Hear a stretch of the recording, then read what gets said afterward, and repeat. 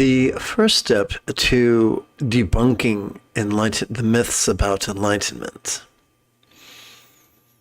is to review Sturgeon's law, that 90% of everything, including teachers, is crap.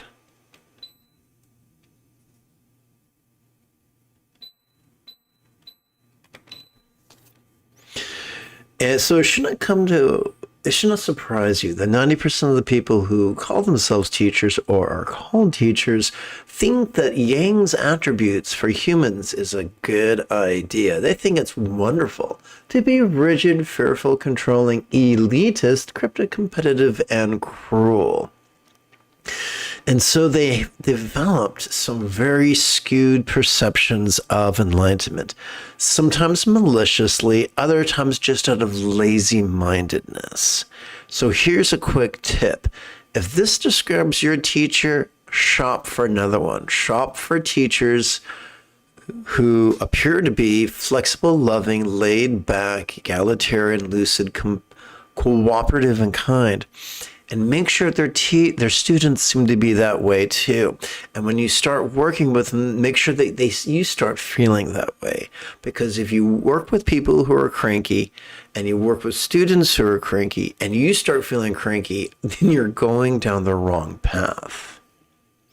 So let's return to the idea of rigidity and elitism, see what they do with the Buddha's most essential teachings. We're going to begin with that which is considered to be the Buddha's first sermon, the Four Noble Truths. So an elitist or a rigid or elitist person would say the first noble truth is that life is suffering. However, from the yin point of view, there are stressors. Ask a biologist, they'll tell you there are circumstantial stressors, there are physical stressors, there are social stressors, there are mental stressors. An evolutionary biologist will tell you that mental stressors are not some sort of a psychological hang-up. They are a product of evolution that function as a survival mechanism. Consider way back, more than 300,000 years ago, maybe 1 million years ago, when the first anthropods began descending from the trees onto the savanna. Consider two. One who's just laid back and easygoing, and the other who's just really twitchy. Who do you think is going to run away first from the sound of an approaching predator? And who do you think is going to try to make friends with it and give the big cat a nice hug? Yes, we are the descendants of twitchy bastards, typified by the Barney Fife character from the Andy Griffith Show.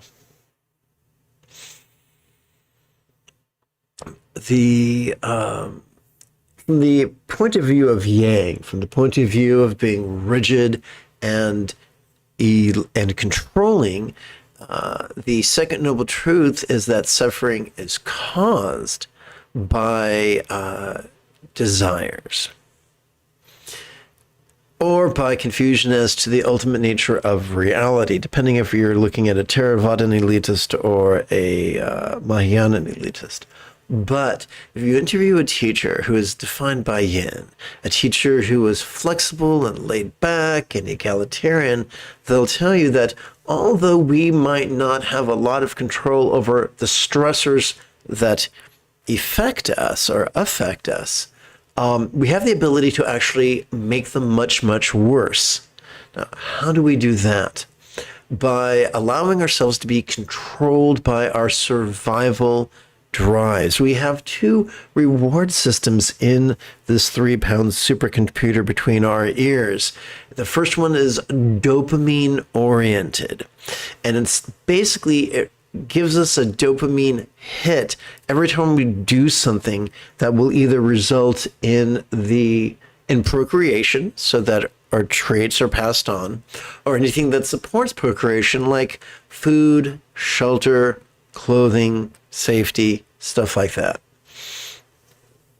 So to put it easily, our primary survival drives are to shove at some things and to pull at other things. And of course, then there's clinging to what we think we already possess. These are primal drives that, from the limited point of view of passing on our genetic material, served our ancestors well.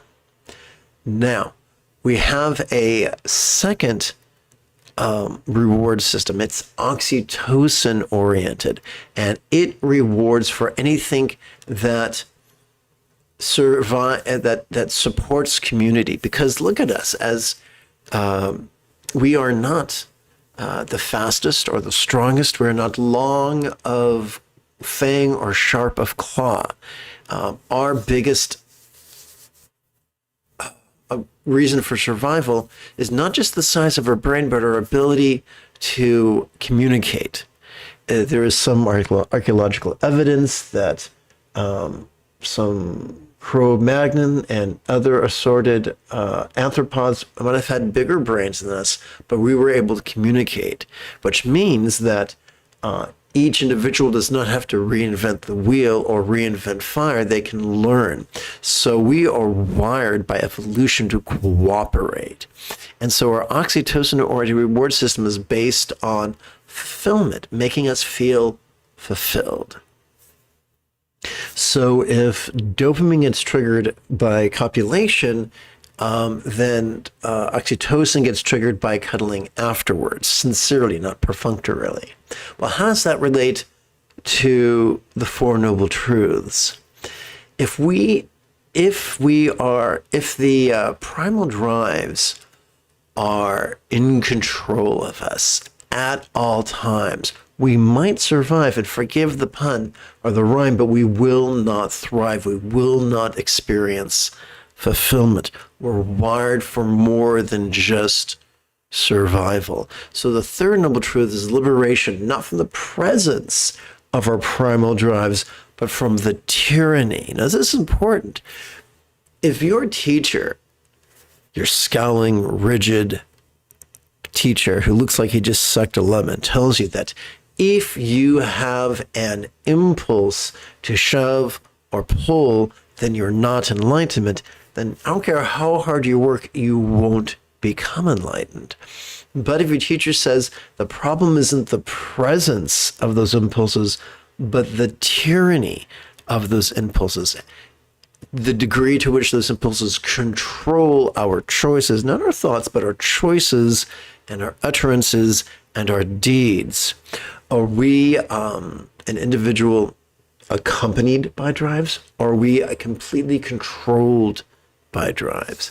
So the intelligent response is then, well, great. How do I partake of this freedom from the tyranny of these impulses, which can be destructive at times? Let's face it, if one is being threatened by a bear and you can't outrun the bear, you have to use bravado and stand up tall and make yourself big and be really loud and emote aggression. And then the bear will either kill you or get bored and walk away, realize, it's not worth it. But if we do that with everything we find threatening all the time, we're probably going to wind up dead or in jail. So these things don't serve us pragmatically, not superstitiously, but pragmatically. And so the Buddha's method to transcend the tyranny of these survival drives is the Eightfold Path, which we're going to explore in just a minute. But bear in mind that in the final portion of the Satipatthana Sutta, the Buddha taught that his path could be mastered not in 3 aeons, but in 7 years or 7 quarters or 7 months or 7 fortnights or 7 weeks or even 7 days. So this is huge. If someone tells you it's going to take you 3 kalpas or aeons, thank them for their time, but go away. They can't help you. If someone says, yes, the Buddha taught it can be done in 7 days, but that was then and this is now, and that's for special people and we suck, thank them for the time and walk away. If someone says, yes, the Buddha said it can be done in 7 days, And I'm happy to tell you how to do it for free. Give that person the time of day. So let's take a look now at the Eightfold Path. Spoiler alert.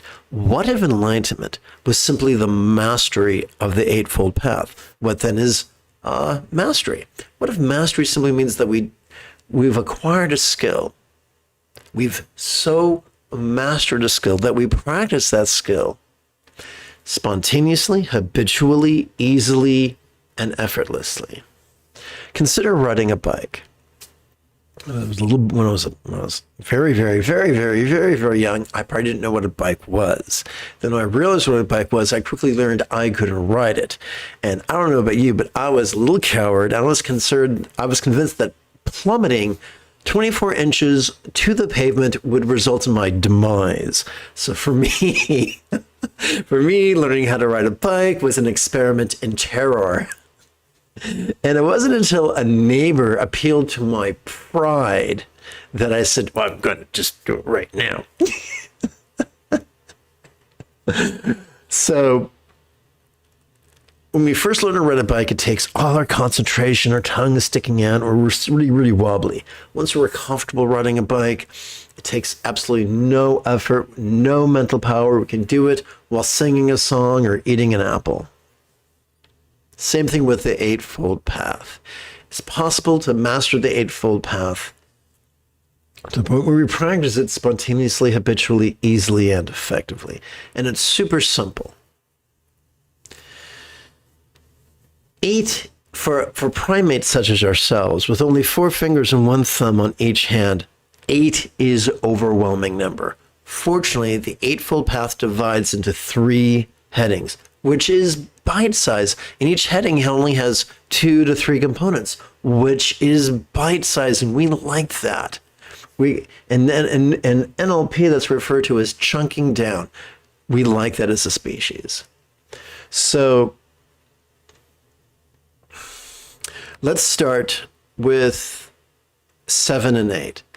Liberating mindfulness is not concentration. It's different. Concentration is this rigid thing where you say, hey, man, I'm going to focus on this and everything else can fuck off. That is indulging our rigidity. That is indulging our controlling tendencies. Mindfulness is actually the opposite. It says, I'm going to notice what happens. And I'm going to do so vulnerably and passively and viscerally and randomly. Kind of like a puppy. You know, a cat's very, very serious. They sit in front of the mouse hole and they're staring and they're waiting for that little rodent to come out so they can eat it after they play with it. A puppy is completely different. They're sniffing around going, what's that? What's that? What's that? Gotta pee. Okay, what's that? What's that? What's that? I think I'll chew it. So it's completely, that's how our mindfulness is. It's very playful, it's fluid, it's passive, it's visceral, it's random. So yeah, you can see how if one's teacher or one's worldview is rigid and controlling, we would get lost on this point. So if people tell you have to concentrate perfectly all the time, either it's going to be an impossibility or you're going to pay a terrible price. You're going to go more rigid and more cranky. And we'll explore how that's a problem in a few minutes. The 8th fold of the Eightfold Path is liberating meditation. Basically, every time we exhale, whether we know it or not, we access neurological mechanisms that help us to physically relax and mentally release, whether we want to or not. If we take a break from fighting that and resisting that and cooperate with that, at least intentionally, we'll find that we get better and better at noticing things when we breathe in and releasing things, or at least relaxing about things when we breathe out. It's been said by some who are smarter than me that mental release is the guy on a board surfing the carrier wave of physical relaxation. And we'll get more details about that in a few minutes. But that's the essence of mindfulness and meditation. Noticing and releasing. It's very easy. It's very groovy. It can be mastered in like a week. The 6th the sixth path of the Eightfold Path is enthusiasm. Some cranky people translate it as no, it's effort. It's just enduring. It's gutting it out. Man, anything you have to endure is not going to last. There has to be a pleasure principle. If there's not a pleasure principle, it's not sustainable. Why do humans survive as a species? Because we're wired to find sex sustainable. Why have we survived as a species? Because we find food, shelter, clothing, and safety to be pleasurable. Same thing with mindfulness and meditation. If we don't do it in a way that's fun and playful and pleasurable, we won't be able to sustain it. If we say, man, I want to master meditation, I'm going to sit here and do it 60 minutes, you're probably going to burn out. But if you say, I'm going to do it for 5 minutes and I'm going to time myself on my smartphone, and no matter how good I feel after those 5 minutes, I'm going to back off. And maybe after the second week, I'll do it for 10 minutes. Maybe after the third week, I'll do it for 15 minutes. And if someday I feel a little yucky and I feel like doing it less than 15, then I'll do it less than 15. If we take a gentle approach, in less than 3 months, we can get comfortable at meditating for 60 minutes once every 12 hours. By taking a gentle, gradual approach, by listening when our body wants to do it longer, by listening when our body's had enough, wants to go lie down or have a snack, we prevent the generation of clinical aversions. If we take a hedonistic approach, we can master the Buddha's path anywhere from 1 to 13 weeks, depending upon our constitution and stuff like that. That's a pretty cool deal. Well, we've talked about 3 out of 8, so let's put things in perspective now. Liberating view doesn't mean we get a PhD in metaphysics. After all, Buddha said this could be mastered in a week. According to the Buddha's Anapanasati Sutta, the essence of a liberating view of reality is that stuff changes. And as you sit in meditation, this isn't a theory. We observe it in firsthand. As we sit in meditation, as we breathe in, we might notice a memory come up. And a few minutes later, we might notice that memory fade away without us shoving at it. It just has a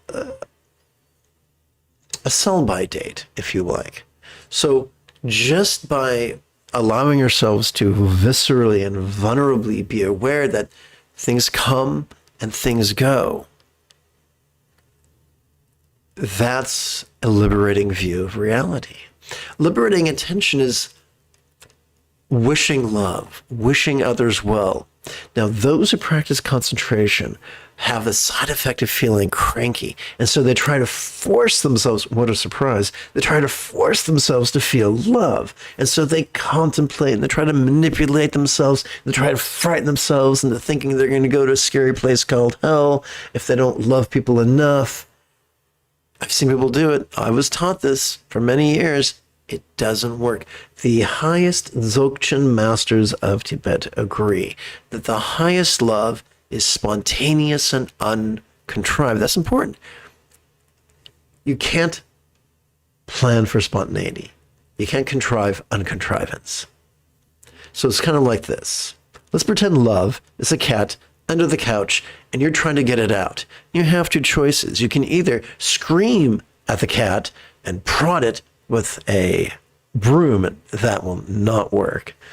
Or you can say, speak the cat lovingly and say, okay, come out when you're ready, and then theatrically stomp into the kitchen and making as much noise as possible, open a can of tuna, and the cat will come to you. Similarly, if we concentrate, we won't feel loving. If we practice mindfulness and meditation in harmony with our inhalation and our exhalation and our sympathetic nervous system and our parasympathetic nervous system, which we'll get to in a minute or two, then love is a natural byproduct. And so love becomes the litmus test of our practice. Now, there's some cranky, rigid, controlling teachers who will say that if you aren't ethical, you can't concentrate. I say that's backwards. It's been my experience that the more you practice mindfulness, meditation, the more you're vulnerable, passive, visceral, and random, you're able to relax and release, the easier it is for you to be loving and to put that love into action, communicating in a loving way, kind conduct, kind commerce. Kind commerce is simple. It's simply not being a Chad or a Karen. A Karen tries to get you fired. A Chad tries to drive your boss out of business. We don't need to be controlling. We don't need to be malevolent. We can go through life kind. We can thank people who are serving us. We can encourage them. We can praise them to their boss. We can compliment their earrings. We can be kind. We can be little Susie Sunshine. We can spread rainbows wherever we go. So the 3/4 of the path, the Eightfold Path, is just the natural consequence of a healthy practice of mindfulness and meditation, which, if you think about it, is huge. So let's tie this up in a big red bow. If someone tells you that if you ever experience aversion or avarice, pushing or pulling, you can't be a Buddha, they're mistaken.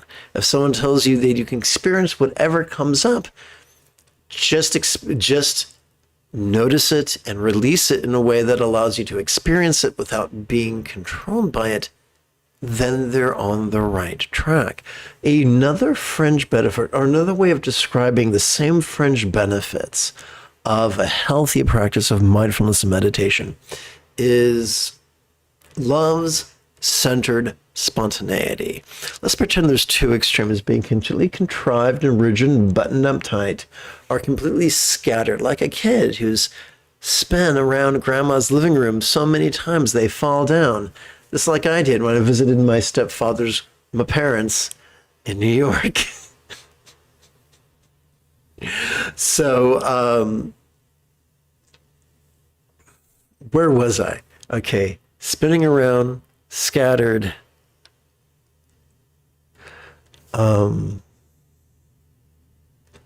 Let's see. Right. Okay. So there's contrivance and scatteredness. The medium is not scattered spontaneity, but centered spontaneity. Centered spontaneity is a byproduct of a healthy practice of mindfulness and meditation. The more, it's kind of like spiritual currency. The more centered spontaneity, first it'll be occasional, but eventually becomes habitual. We condition our central nervous system to make centered spontaneity our default mode. And from centered spontaneity, we can, our choices and our utterances and our deeds can be like dried leaves floating upon the surface of a stream, the stream of centered spontaneity. When we do that, life works amazingly well.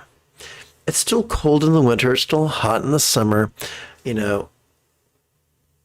there will still be things that make us cry, but we're going to be so much more happy, it's much more resilient, and so much more healthy and well-adjusted when our choices, utterances, and our deeds flow in harmony with our centered spontaneity that we generate by really healthy, fun, pleasurable, twice daily practice of mindfulness and meditation.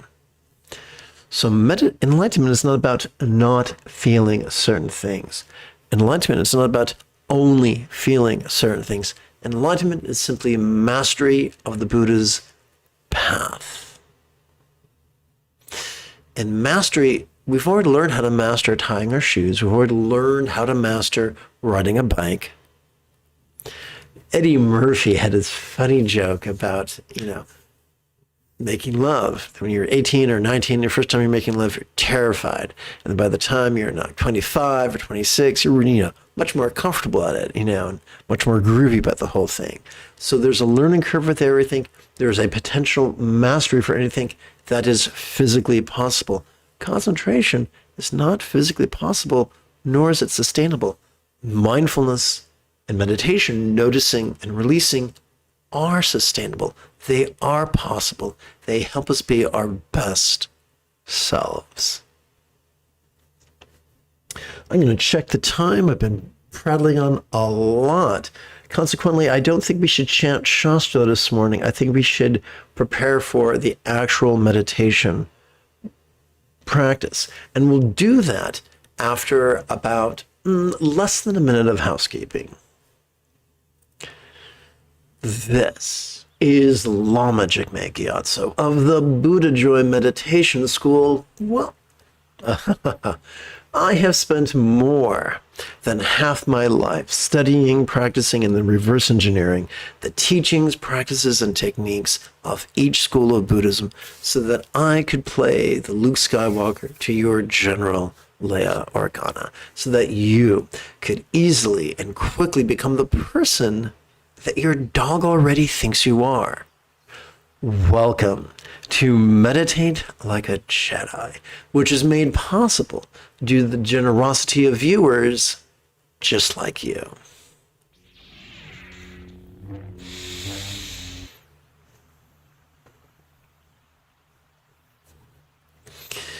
We're going, our pre-meditation chant is very brief. We're going to play with the recitations of empathetic bodhicitta and enthusiastic refuge. First, we're going to we're going to use literal verbiage. And we're going to set it to the triplet chant together. May I liberate all beings from the tyranny of hate, engraving, and clinging, by relying on thee, Buddha's example, instructions, and students. These three are so effective, they've earned the metaphoric nickname, the three wish-fulfilling jewels, which is inferred in the final chant, which is concise and is set to, I should say the final recitation, which is set to the bookended chant together. May I liberate all beings by relying on the three jewels. May I liberate all beings by relying on the three jewels. So this is not a prayer. This is simply words we use to guide our intention. Third repetition. May I liberate all beings by relying on the three jewels. This brings us to mindfulness and meditation, which are known by many names, such as Zen, Proto-Zen, Shandhyana, Mahamudra, as well as Mahasandhi, Hatha Yoga, Dzogchen, and Treksho. Despite the fanciness of these names, it's actually fairly simple, as I inferred during the opening lesson. The key to mindfulness is that during each inhalation, whether we know it or not, we access our sympathetic nervous system, which is ensconced within the thoracic region of our spinal cord. It is evolved in such a way not to help us to actively concentrate, but instead to help us merely perceive, and to do so, as I mentioned previously, vulnerably, passively, viscerally, and randomly. And here's a great example of this. As we inhale, if we wanted, we could recite the 12-syllable phrase, perceiving this very turbulent play of mind. What are some of the antics of mind? Mind, using its sensory organs, mind can see, hear, feel, taste, smell, and the like. Additionally, mind can emote, intend, reason, recall, imagine, and confabulate. But what do we do with this play of mind? We meditate. You see, every time we exhale, whether we know it or not, we access our parasympathetic nervous system. which is ensconced within the very bottom of our spinal cord, the lumbar region, and the tippy top of our cervical region. And it's wired for both physical relaxation as well as mental release, as typified in the 12-syllable recitation, relaxing into mind's non-graspable nature. You'll notice that none of this is an affirmation. We're not trying to believe something that is fictitious. We're simply skillfully describing things that are naturally and effortlessly occurring in the moment. And so relaxing into mind's non-graspable nature is the 12-syllable phrase of exhalation. And it reminds us that we don't have to literally rigidly or superstitiously believe that mind is literally non-graspable. We do not have to pseudo-intellectually strive to prove that mind is non-graspable. Those of us who graduated 4th grade were taught that not all statements are literal, that many statements are figurative. Consider the 3 phrases. John is tenacious. John is as tenacious as a dog with a bone. John is a dog with a bone. Literal, simile, metaphor. We come across figures of speech every day. Every time we relax into our exhalation, whatever we noticed during our previous inhalation could now feel as if it was as non-graspable as a vast, empty void. Like the illusion of the infinite azure sky and a bright and beautiful cloudless morn, which although it could be tantalizing to the eyes, most certainly non-graspable to the hand.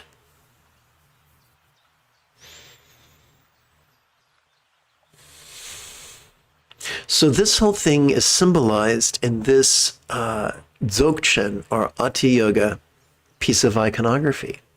A couple sporting in tantric union. The woman, the color of a cumulus cloud, is sporting with wild abandon. This is the turbulent play of mind. Her partner, the color of the infinite azure sky, is just kicking back, relaxing into the present moment. That's what we do during our inhalation and exhalation. Now, together as a team, let's meditate as transformatively as General Leia Organa on Ajahn Class under the guidance of Luke Skywalker.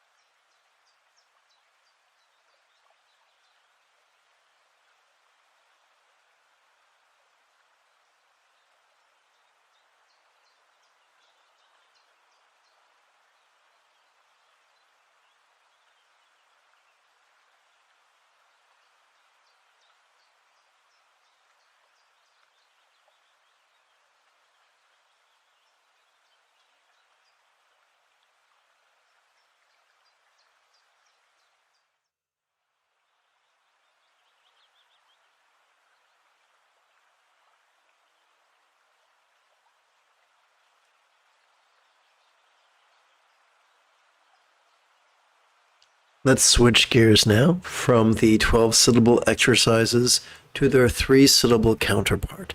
The go-to exercise is to silently and mentally recite "notice this" during our inhalation, and then to silently and mentally recite "relaxing" during our exhalation.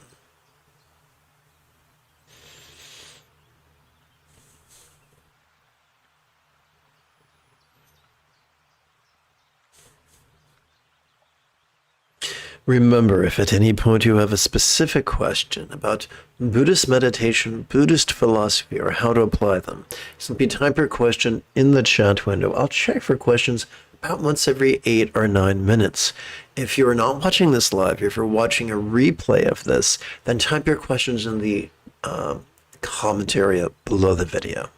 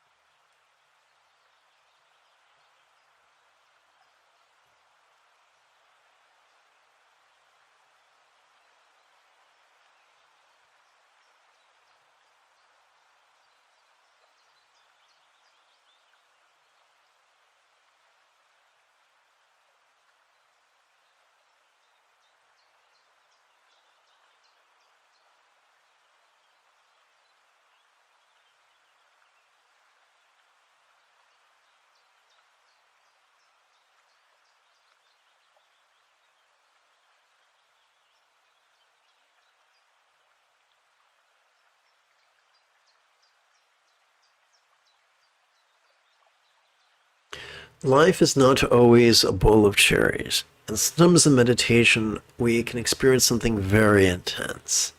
So, for instance, if you're feeling sick and maybe your sinuses are really hurting and your throat's really hurting, rather than ignore what's going on, you can embrace what's going on. During your inhalation, you could silently and mentally recite sensation. And then as during your exhalation, you could silently and mentally recite relaxing. And that way, instead of fighting the present moment, you're dancing with the present moment. Same thing with, let's pretend you're sitting, meditating, and catch yourself rehearsing a conversation with someone. During your inhalation, you could silently and mentally recite cognition. Or if you find yourself reliving a memory, as you breathe in, you can simply recite memory. Oopsie, memory. Or if you have a fantasy or a happy fantasy or a dreadful fantasy about something that might occur in the future, imagine. Now, you don't have to exhaust yourself trying to find the perfect label for every experience. This is really your go-to move right here. But when the present moment feels like it's tumultuous, like it's difficult to work with, then using a non-dual label can be really useful. For instance, we don't say pleasure or pain, we just say sensation. We don't say ugly or pretty, we say appearance. We don't say happy or sad, we say, oopsie, come on, machine. We say emotion. Same thing here. We don't say good memory, bad memory, we just say memory. By using these very simplified labels, we sidestep duality. Let's continue.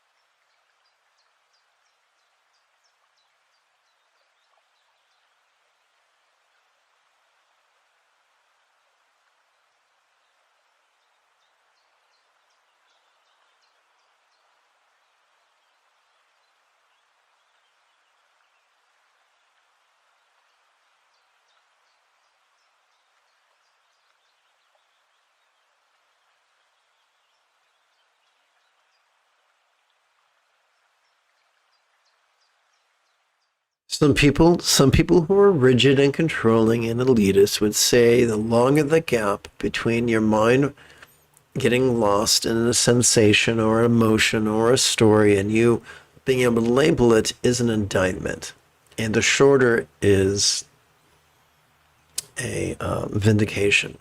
No. Our job is not to control our experience. Our job is to observe our experience and work with it. Don't beat yourself up. The path is supposed to be easy and gentle, not rigid and difficult.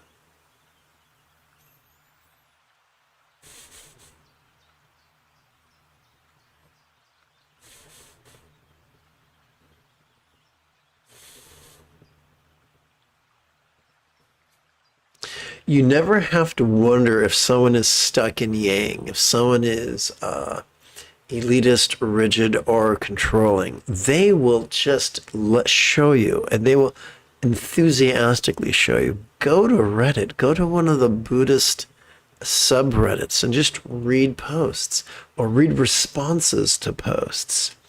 And some of these responses are, you can just hear the rigidity and the cruelty and the snippiness. And you pretty much know that whatever this person is going to tell you is advice worth ignoring.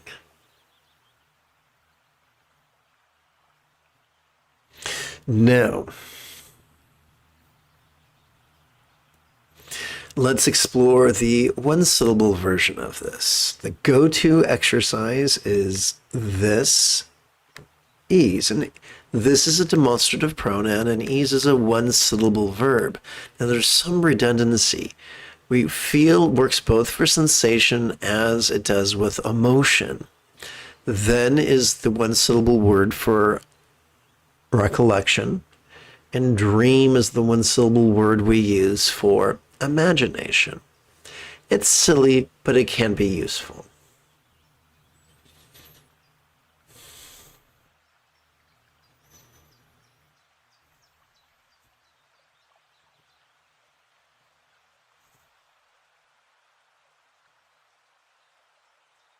Personally, I have a constellation of disabilities. These simple exercises really help me cope. They haven't reversed my disabilities. They haven't made fetal alcohol spectrum reverse. It hasn't made myalgic encephalomyelitis, and boy, this is a tough word. Myalgic encephalomyelitis go away. It hasn't stopped them from exacerbating pre-existing conditions, but it helps me to cope. Helps to keep me from being the Incredible Hulk.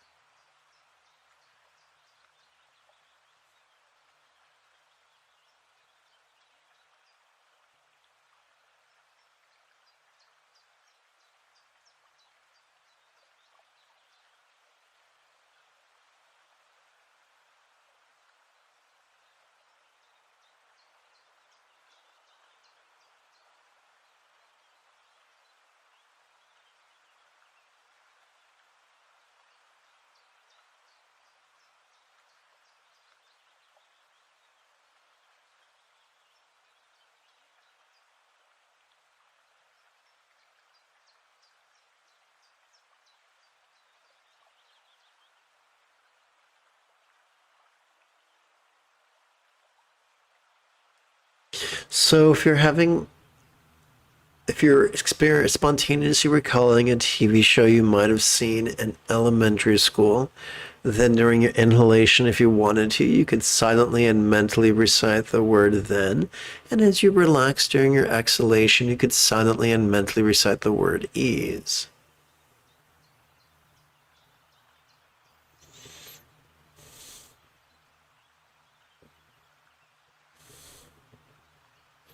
If you're feeling under the weather, you might silently and mentally recite the word feel as you breathe in and ease as you breathe out.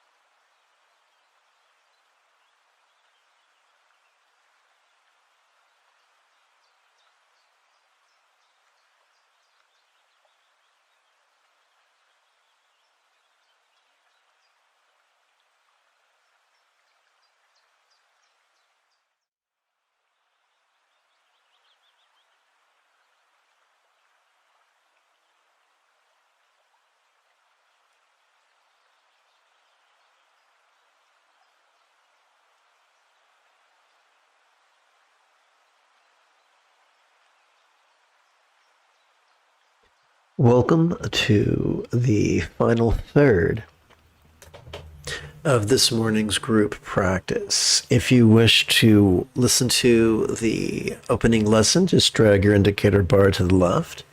If you want to practice with me now, that's just fine. The basic mindfulness practice is to silently and mentally recite the demonstrative pronoun this during each inhalation, facilitating perception that is vulnerable, passive, visceral, and random. The essential meditation practice is to silently and mentally recite the one-syllable verb ease during each exhalation to help us to physically relax and mentally release. This is your essential go-to practice. However, if in the midst of meditation you feel strong physical sensations, you can replace the word this with the word feel. If you feel strong emotions, once again, you can work with the label feel. If you find yourself in daydreaming, you can use the word dream. If you use the word, if you find yourself lost in memory, you can use the preposition then. You don't have to. You can stick with this, but when you feel something strong, rather than fight it, you can surf it through the cunning use of labels. Remember, the goal is not to label perfectly or quickly. Surf it, enjoy your journey, enjoy the adventure. The path is the goal. Enjoy yourself.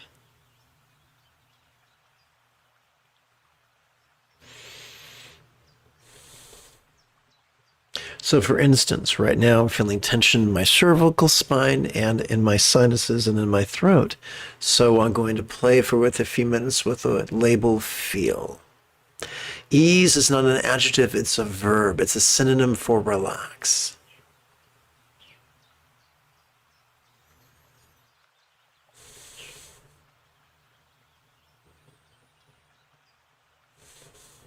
Our goal is not to make the sensations go away. Our goal is to harness the sensations so that they might turn the wheels and cogs of the enlightenment machine.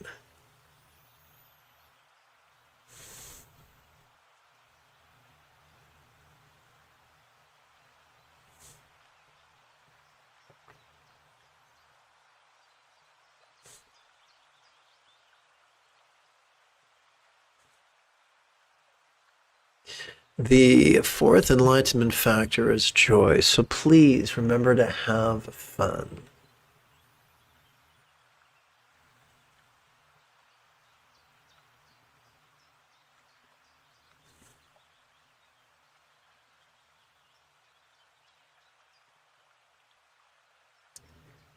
Devadatta could be described as yang. The Buddha could be described as yin. Always choose yin.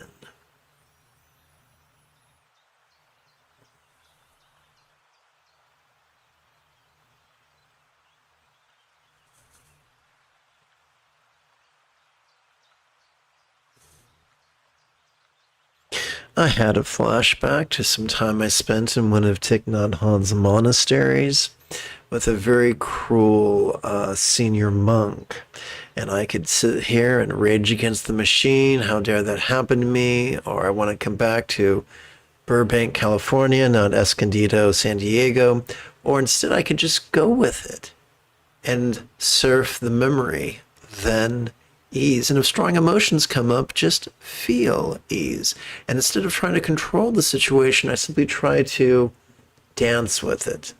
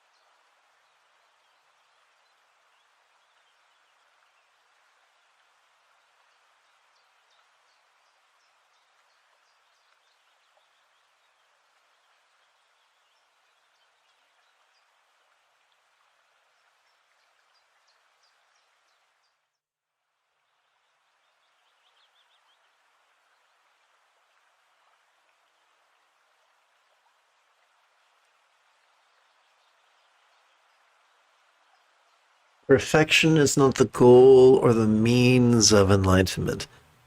Simply play with the path. Reconcile yourself that you either do things perfectly or you gain experience. There's more wisdom from experience than there is from perfection.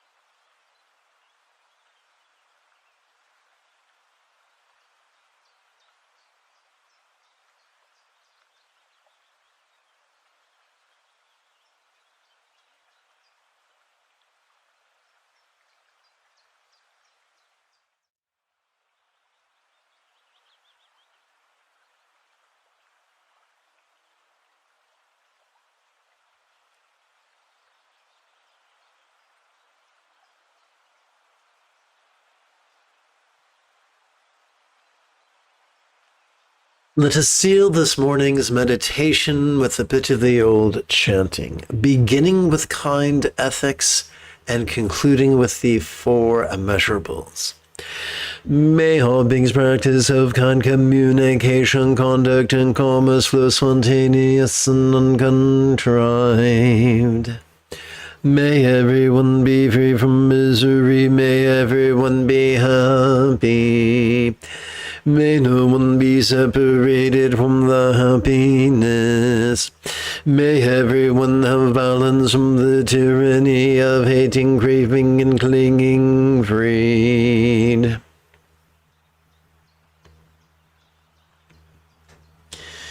If you feel that I have earned it, you could give this live stream a thumbs up. You could even help support this channel on Patreon.